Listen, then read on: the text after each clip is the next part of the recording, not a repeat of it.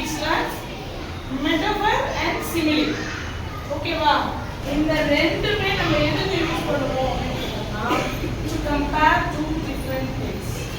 எதுக்கு யூஸ் பண்ணுவோம்?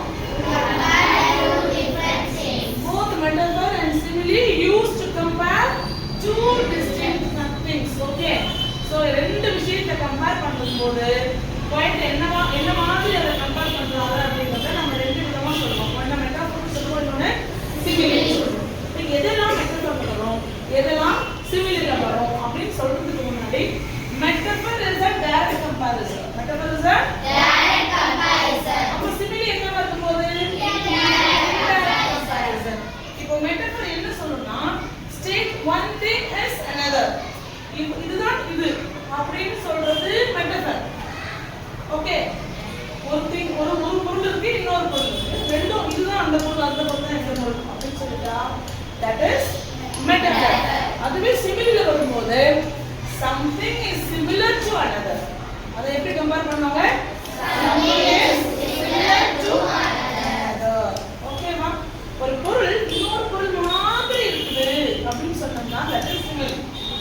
something is similar to another அப்படி கம்பேர் பண்ணிருந்தாங்கன்னா that is simile. இதுதான் அது அப்படி டைரக்ட்டா சொல்லிட்டாங்கன்னா that is metaphor. ஓகேவா? அப்ப சிமிலில என்ன மாதிரி உங்களுக்கு எப்படி டிஃபரன்ஸ் கண்டுபிடிக்கிறதுனா இப்போ ஏதாவது ஒரு poem லைன் நீங்க படிச்சிட்டே வரீங்க. so this thing is like that thing அப்படி கம்பேர் பண்ணிருந்தாங்கன்னா இந்த கம்பேரிசனுக்கு நடுவுல like அப்படிங்கற வேர்ட் இல்ல as ங்கற வேர்ட் யூஸ் பண்ணி compare பண்ணிருந்தாங்கன்னா that is called simile.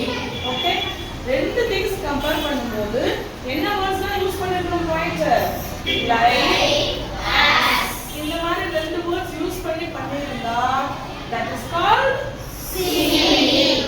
இது எதுவுமே யூஸ் பண்ணாம அப்படியே direct comparison கொடுத்தோம்னு வெச்சுக்கோங்க that is Metaphor. இன்னும் ரொம்ப ஈஸியா உங்களுக்கு புரியுற மாதிரி சொல்லணும்னா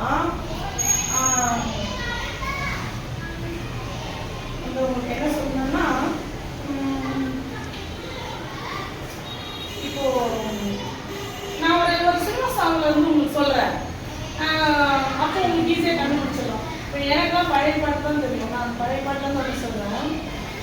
உங்க தலைமை இந்த பாட்டு தெரிஞ்சிருக்கோம்.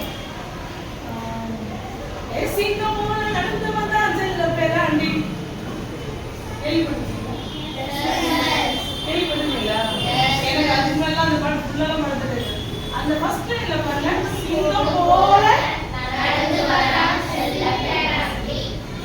அப்போ சிங்கம் போலன்னு வந்துச்சுல்ல, அப்ப அது என்னது? Simile. வெரி குட், அவ்வளவுதான். இன்னொரு பாட்டு பாருங்க, அதுல என்ன வரும் சொல்லுங்க? ரஜவான சிங்கம் குட்டி ராணி வாரி தந்த கட்டி.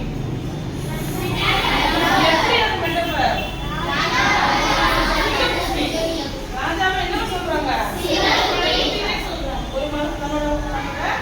ஒரு பிள்ளைய அவன் என்ன சொல்றாங்க? சிங்கக்குட்டி அப்படின்னு கூப்பிடுறாங்க இல்ல? அப்போ அவனை சிங்கக்குட்டியாக சொல்றதுனால one thing is another. இவன் தான் சிங்கக்குட்டின்னு சொல்றாங்க. அப்போ அது மெட்டஃபர். அவன் சிங்கம் போல நடந்து வரான், சிங்கம் போல போல அந்த வேர்டு வந்ததுனால that is simile. இப்போ ரெண்டுத்துக்கும் டிஃபரன்ஸ் தெரியுதா உங்களுக்கு? தெரியுதா? நீங்க வேற ஏதாவது நீங்க எனக்கு சொல்லுங்க, நான் எனக்கு தெரிஞ்ச பாட்டு சொல்லிட்டேன்.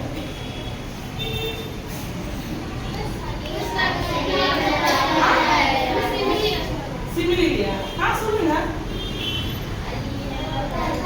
அடியே ஒத்த தாமரை.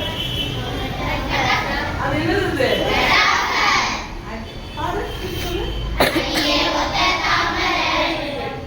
இந்த லைன்ல உங்களுக்கு என்ன வந்து போச்சு? மெட்டாஃபர் வந்துருக்கு. கரெக்ட்டா? புரியுதா? அப்புறம்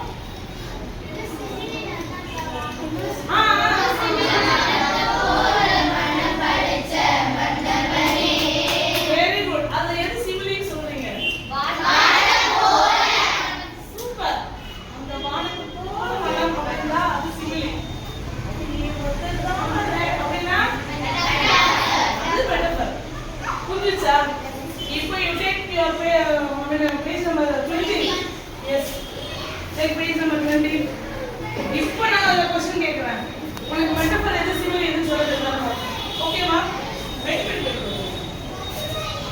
ran